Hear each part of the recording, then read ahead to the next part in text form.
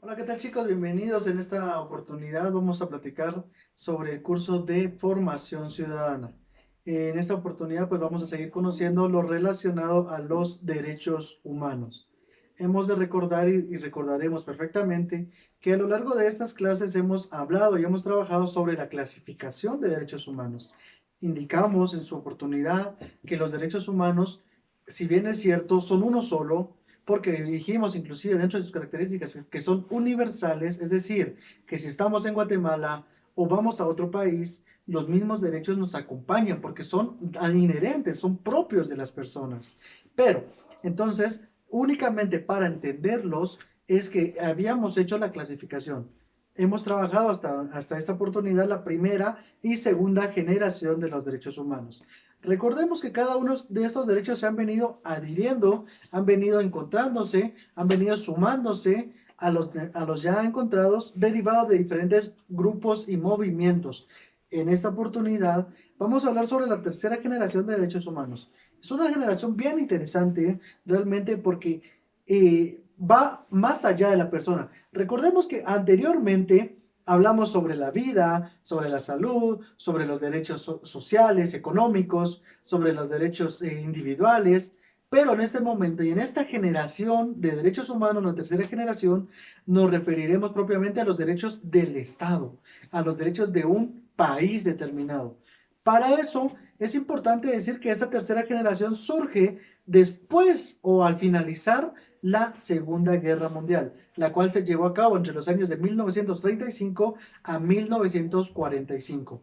Al finalizar la Segunda Guerra Mundial, aparece una guerra, la cual es llamada la Guerra Fría. ¿A qué nos referimos? No es de que haya estado en un freezer o en un refrigerador y que por eso fue una guerra fría. Tampoco es de que haya sido una guerra de embutidos y que por eso haya sido una guerra fría.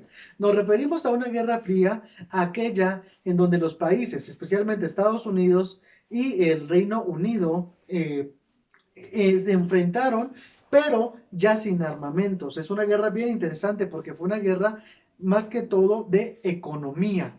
Fue una guerra tecnológica, fue una guerra deportiva, fue una guerra por competir y por demostrar cuál de estos dos países eran los más importantes. Otro país que también se sumó fue el país de Rusia. Rusia es interesante también porque al finalizar la Segunda Guerra Mundial se suma a Reino Unido, se suma a Estados Unidos y se suma a Rusia por competir por ser la potencia mundial. Entonces, derivado de eso, estos tres países no querían ceder territorio, no querían ceder mando, pero los demás países también querían ser reconocidos ante las personas y ante esos países. Por eso surge la tercera generación de los derechos humanos. ¿Qué derechos encontramos ahí? Los más importantes es derecho a la paz. Recordemos que antes de esta tercera generación existió guerra, Segunda Guerra Mundial. Entonces los estados querían la paz, la paz. A partir de 1945, los diferentes países alrededor del mundo empiezan a hacer diferentes movimientos sociales en búsqueda de la paz. Guatemala no fue la excepción. Guatemala fue en el año de 1985 en el gobierno de Marco Vinicio Cerezo Arevalo, que fue el primer presidente electo a través del voto, en donde Guatemala comienza los procesos de paz, y buscó una paz alrededor de Centroamérica. El primer país en aliarse, el primer país amigo en encontrarse fue Costa Rica. Marco Benito Cerezo Arevalo comienza las negociaciones de la firma de los acuerdos de paz. Paz que llega a firmarse un 29 de diciembre de 1998 durante el gobierno de Álvaro Arzú Irigoyen.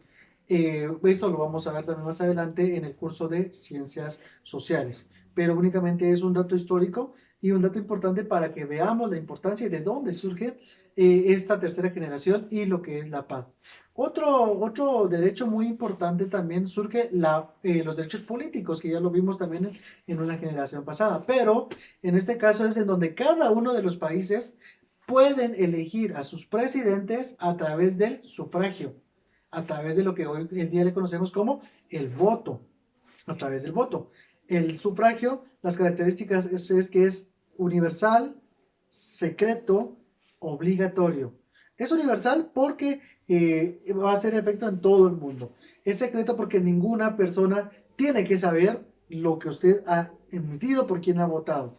Y un tercer derecho que surge es el derecho a la nacionalidad.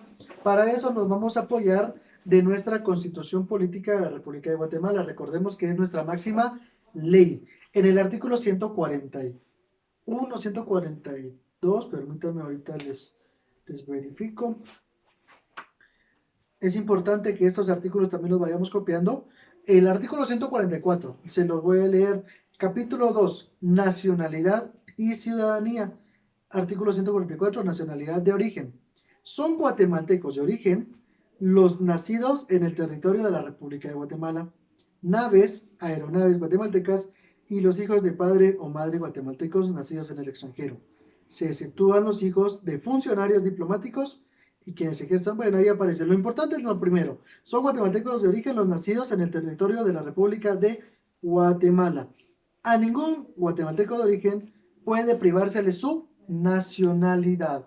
Somos guatemaltecos todas aquellas personas que hemos nacido en este territorio. Ese es un derecho también que surge en la tercera generación de los derechos humanos. ¿Cuál es la tarea? Présteme atención al siguiente caso y usted va a resolver según usted considere. En algún momento yo se lo dije también en clase, pero yo quiero que usted, en base al artículo 144 de la Constitución, que ya lo leí, usted puede retroceder el video cuando usted desee, va a resolver. Muy bien. Hay una pareja de esposos. Escucha el caso y usted lo va a resolver. Está el esposo y la esposa. El esposo es guatemalteco, la esposa es canadiense. El esposo guatemalteco y la esposa canadiense.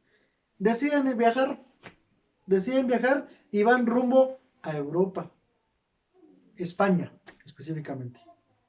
Muy bien. Suben en un avión. El avión, pues para no decir nombres, pero el avión es mexicano. El avión, la empresa es mexicana. Suben aquí en Guatemala.